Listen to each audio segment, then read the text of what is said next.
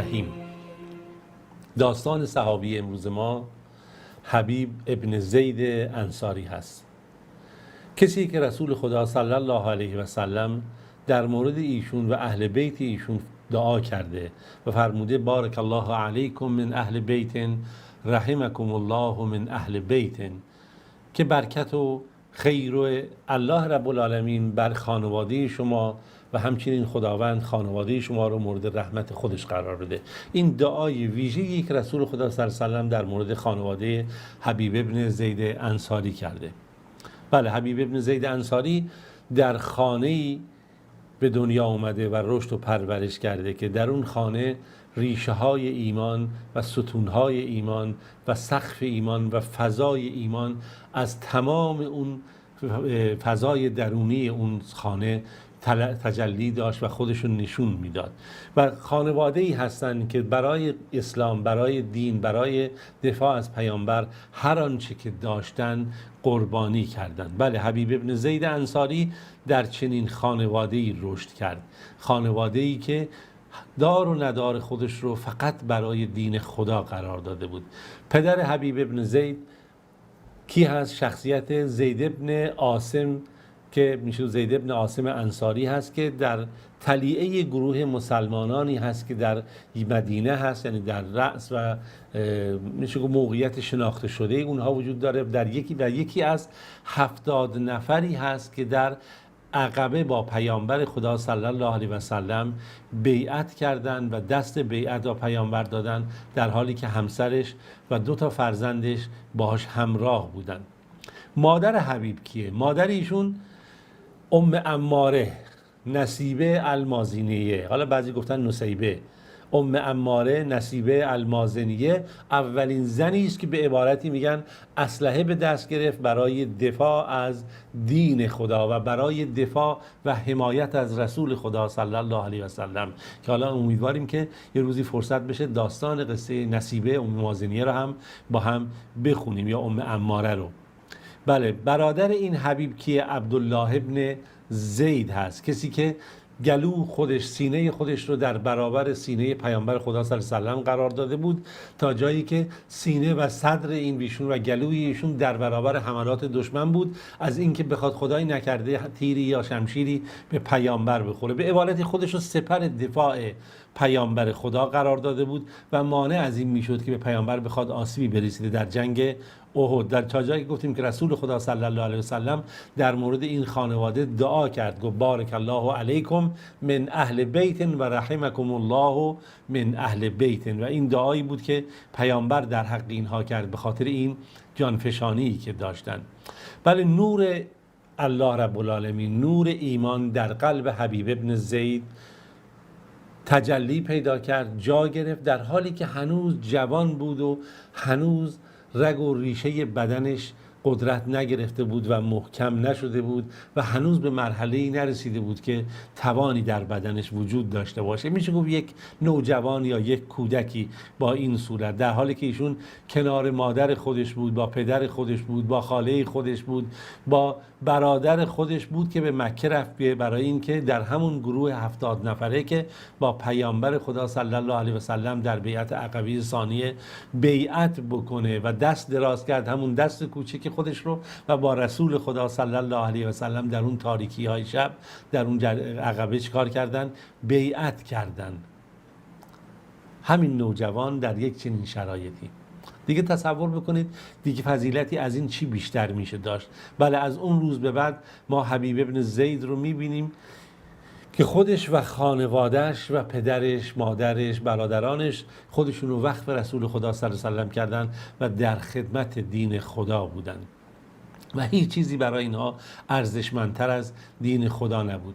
حبیب ابن زید به خاطر اینکه سنش کم بود در جنگ بدر و در جنگ احد، در جنگ بدر شرکت نکرد، چرا که در اون موقع سن و سالش کم بود، اما و یا براش این امکان فراهم نشد که بتونه در احد کنار پیامبر خدا صلی الله علیه و سلم باشه، چرا که نمیتونست ایشون شمشیر به دست بگیره یا تیر و کمانی داشته باشه. اما بعد از این جریان در تمامی میدانهای جنگ کنار رسول خدا صلی الله علیه و سلم بود و رسول خدا رو حمایت میکرد، که خود همین حبیب ابن زید اونطوری که مورخین میگن خودش یک کتاب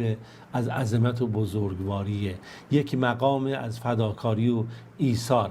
میگه جدا از همه این تصاویری که ما داریم در شگفتی ها و موقعیت ها در مورد حبیب ابن زید نقل میکنیم، همین یه مورد کافی است که وقتی که ما میلیون ها مسلمان یا میلیاردها مسلمان وقتی که از عصر پیامبر خدا صلی الله علیه و سلم تا امروز یادآوری میکنن این خانواده رو، این پدر و مادر و این برادران رو، برای مسلمان کافی است. و یک قصه هم حتی میگه ما از قصه هاش نقل بکنیم برای کل تاریخ و بشریت کفایت میکنه. میگه بذاریم همین قصه رو ما از همون ابتدا با هم شروع بکنیم و این قصه رو با هم بگیم، ببینیم قصه چی هست، داستان چی هست و چگونه. من قبل از این نکته رو یادآوری بکنم، گفتم در جنگ احد مادر ایشون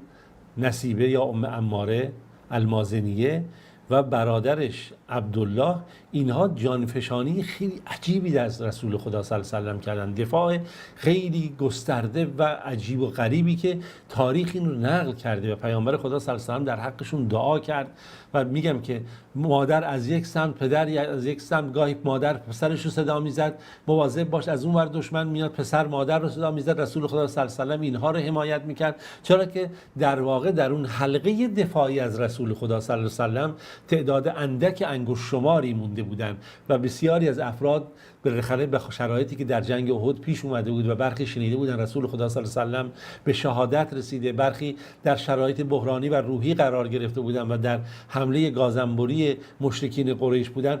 صحنه رو ترک کرده بودن و در اون کوه، در اون شرایطی که خالد بن ولید با اون سپاه 100 نفری جنگاور هم محاصره کرده بود پیامبر رو، این تعداد انگشت شمار که از رسول خدا صلی الله علیه و سلم دفاع می‌کردن واقعا دفاع جانانه‌ای داشتن، چه از طلحه بن عبیدالله بگیریم چه از دیگران. یکی از این افراد همین نصیبه هست. حالا وقتی صحبت از زن میشه، صحبت از اسلام میشه، این تصاویر رو شما فقط جلوی خودتون قرار بدید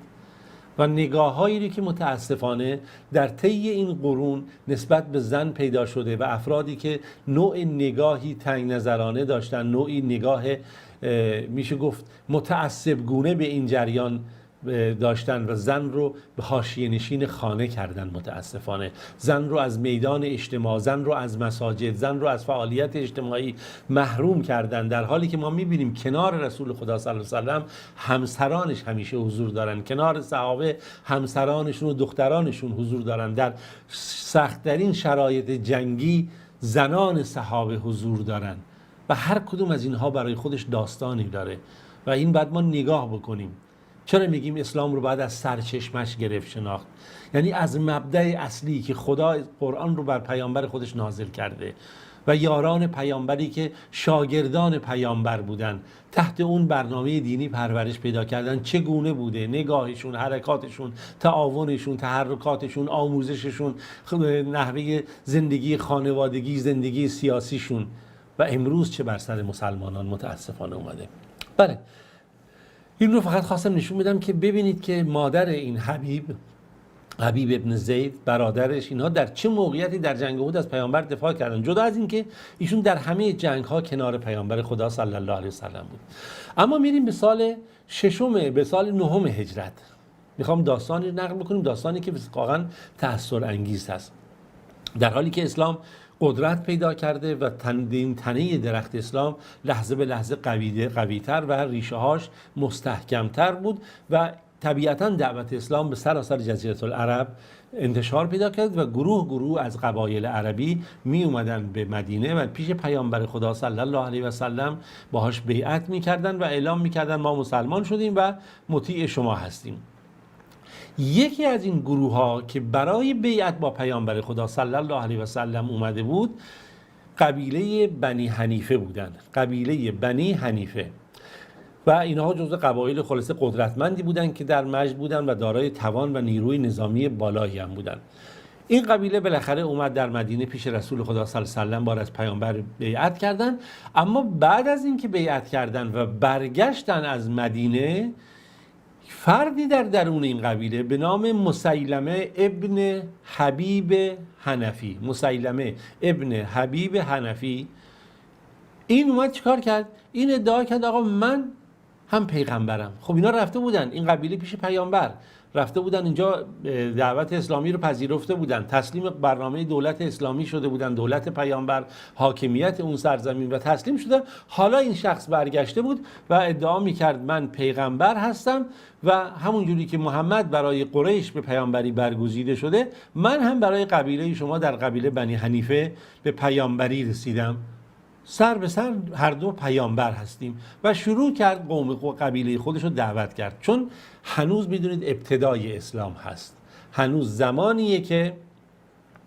اون مثلا فرض کنیم برای اونها تازه اسلام رو پذیرفتن به خاطر شوکت قدرت، اما از مفاهیم نمیدونستن. هنوز عصبیت قومی در ریشه های برخی از این قبایل وجود داشت که ما بعد از فوت پیامبر این رو میبینیم. اینجا بود که دیگه قبیله بنی حنیفه گفتن ما میدونیم مسیلمه دروغگوه، اما دروغ مسیلمه از راست محمد برای ما بهتره، چرا که مسئله عصبیت قومی هست، مسئله قبیله‌ای هست و ما میخوایم از این مسئله پیروی کنیم. بله، مسیلمه به قول معروف مسلمه کذاب یه دفعه ابداعی پیامبری کرد و این شد داستانی رو که دیگه شروع میشه داستان ما در مورد داستان حبیب. حالا مسئله رو داشته باشید، چون نمیخوام قصه طولانی بشه، با ما همراه باشید تا جلسه آینده. در جلسه آینده انشالله ما این دنباله داستان رو خدمتون خواهیم گفت که حبیب ابن زید در چه موقعیتی قرار میگیره در داستان مسیلمه کذاب.